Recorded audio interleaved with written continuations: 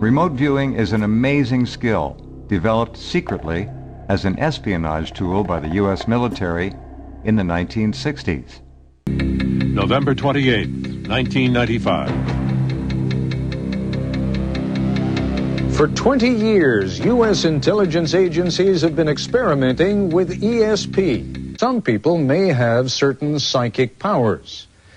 This may reassure you, it may alarm you, but in fact, for some years now, the U.S. intelligence community has wagered a modest amount of money on the possibility that such powers do exist. But the most enduring experiments have been in the field of remote viewing. Hi, I'm Dr. Paul H. Smith, Major U.S. Army retired, and I'm here to tell you about a fascinating human ability and skill that was developed for the U.S. military, but which is now available to the entire civilian world. This skill is called remote viewing. On November 30th, 1995, Ted Koppel had a surprise for the American people. On Nightline, his late-night television show, he revealed that the U.S. government had just closed down a secret military unit made up of psychic spies. The CIA called this unit the Stargate program. To their surprise, American taxpayers learned that for 23 years the military services had been training soldiers, such as myself, along with selected Department of Defense employees, to use a kind of extrasensory perception to help fight the Cold War. They called this form of ESP remote viewing. The term remote viewing itself was originally coined by legendary psychic Ingo Swann and adopted by his fellow researchers at SRI International. SRI is a prestigious research center that was started by Stanford University. Ingo Swann and his fellow researchers, such as Dr. Harold E. Puthoff and Mr. Russell Targ, worked under contract to first the Central Intelligence Agency and later the U.S. military to explore remote viewing and develop it as a tool to collect information about potential foreign threats. The Stanford Research Institute has always been at the cutting edge of emerging technologies. Sometimes SRI's research is a bit speculative, but it's always serious science, even when studying the paranormal. I'm Hal Puthoff. I got my PhD at Stanford University and then went to Stanford Research Institute. Basically, my work was primarily in lasers and quantum electronics.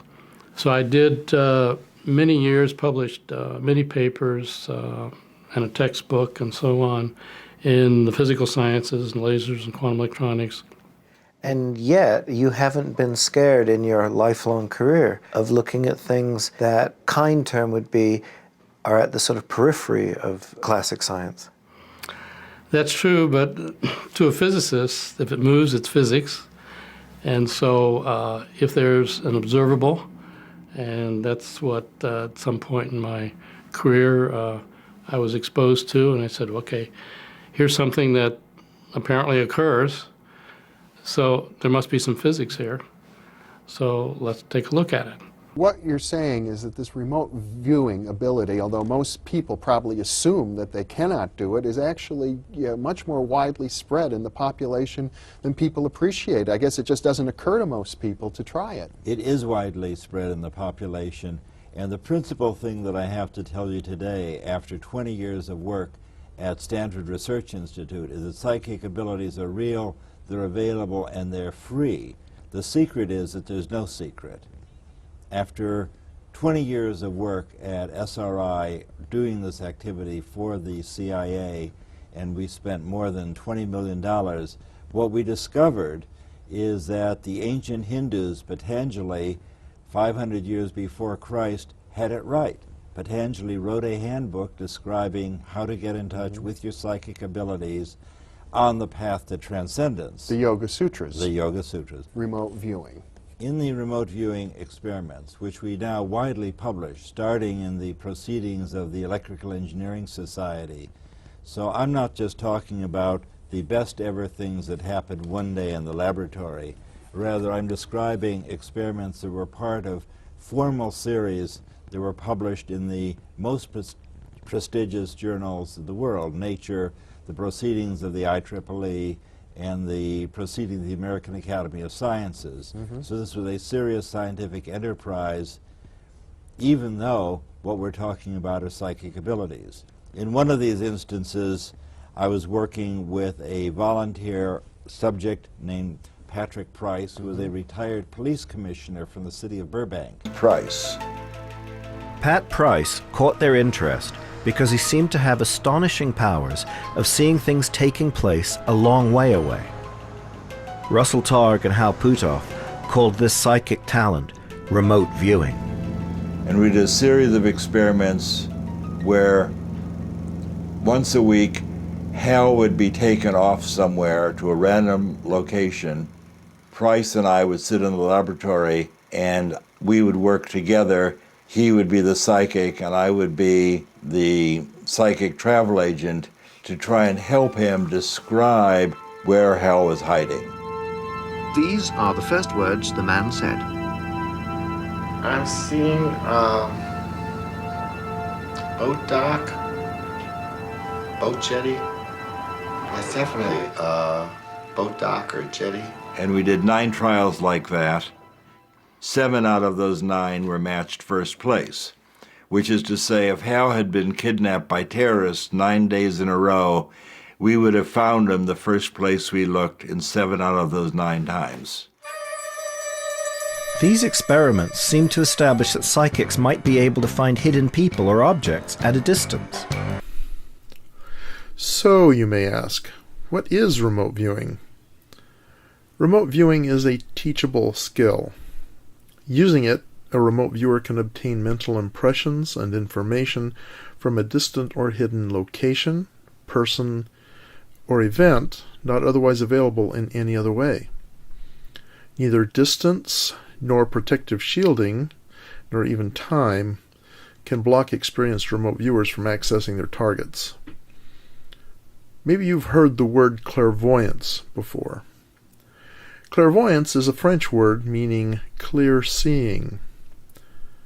It refers to a kind of ESP that allows a person to perceive distant people or places. You can think of remote viewing as a sort of disciplined clairvoyance.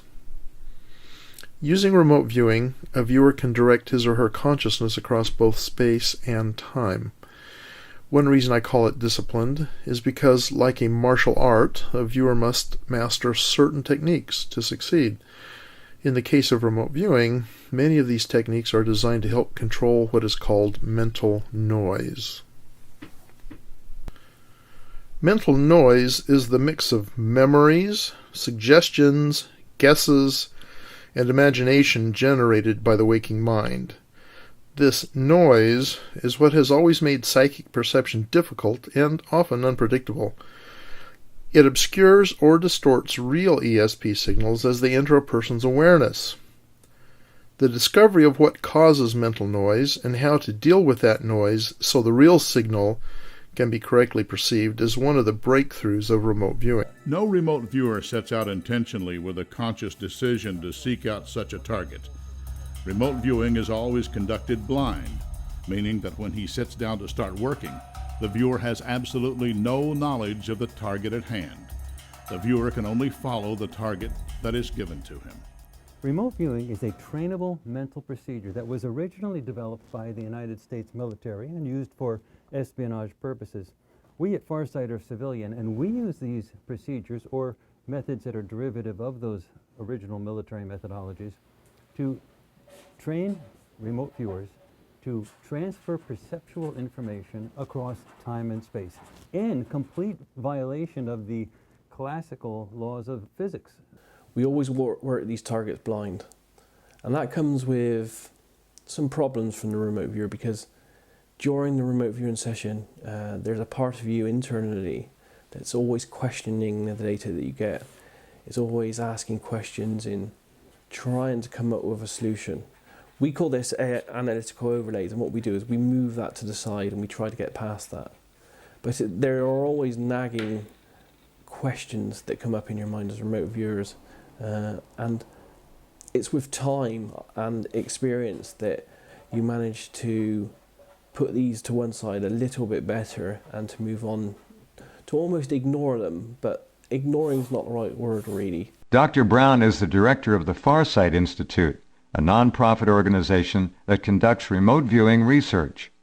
Brown wrote the book that explains the scientific basis of remote viewing, and he has published remote viewing work in peer-reviewed science journals. I consider remote viewing an alternate means of perception. We have the normal five senses of hearing, touch, sight, taste, and smell. But in addition, we have an intuitive sense that seems to be unbounded in terms of time and space, meaning we have the ability, through training, to perceive things that are very far away, many miles away, many kilometers distant, or in the past, present, or the future. Many experiments have been done to demonstrate that this ability does in fact exist. There is tremendous controversy about why it exists. How could it be? So remote viewing, what is it? It's an expanded level of perception. Now there's a lot of physics behind what remote viewing would be. That's a separate question. How can remote viewing actually work? What's the physical mechanism by which the images actually get to us in the brain? That's another story, and that is an intriguing scientific puzzle. There are certain rules that must be followed for something to be considered remote viewing. First, the viewer must be blind to the target. In other words, the viewer should never know before or during the remote viewing session what the target is. Instead, the person in charge of the remote viewing experiment or operation, we call this person the tasker, picks an arbitrary number to designate the target.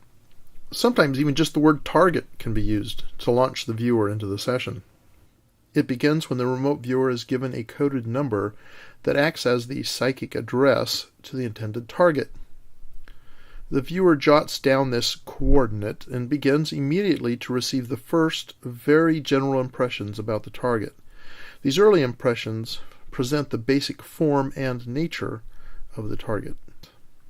What do you tell your friends? What is remote viewing? Well, here's our definition at HRVG. Remote viewing, it's an advanced communication skill. It's not psychic hocus pocus. It's not of the devil. It's not telepathic. It's an advanced communication skill. Our definition is the goal is to create and maintain a pathway between the alert mind and the subconscious so that you can, on demand, have moments of non-local awareness. Now there's a dirty little secret in the remote viewing community.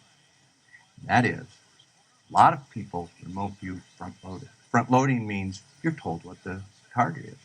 If I told you, well, remote view Disneyland, you know it's Disneyland, it's not very remarkable if you come back with, mouse ears and a castle and a roller coaster in a mountain. At our group, there's no front loading. We don't front load. We work completely blind or double blind. So what we get is we create a target ID and a target envelope. And that's all the viewer is given, is the target ID. Someone else retains custody of the envelope. And this is a target ID. We use either numbers or letters or a combination of numbers and letters. We always remote view blind or double blind. Their first 3 seconds of visual capture, this is like 3 seconds of communication with your subconscious. The target was a balloon race in Reno, Nevada, and one of my Korean students drew that. Excellent work. I gave them a target which was the S-2 stealth bomber. After 3 seconds of visual acquiring data by the subconscious on Blackboard, drew that. Very good. I gave them an atomic bomb going off. Pretty high impact target. Drew the mushroom cloud. And we know, as analysts from looking at that just the way that is drawn, that comes from the subconscious in that 2.5 to 3 seconds that they look. This wasn't the Korean class. This was a submarine on land with a person standing in front of it, and that's a pretty good capture for the first 3 seconds of your session. You can see it's a guy scoring a goal and at a soccer game, and he drew the net and the guy scoring the goal. That was a big hit.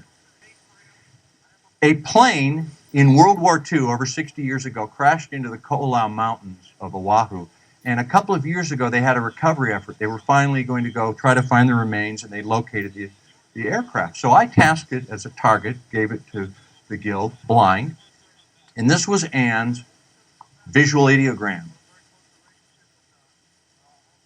The plane crashed about there at the 2,000-foot level, and she writes here, artifacts.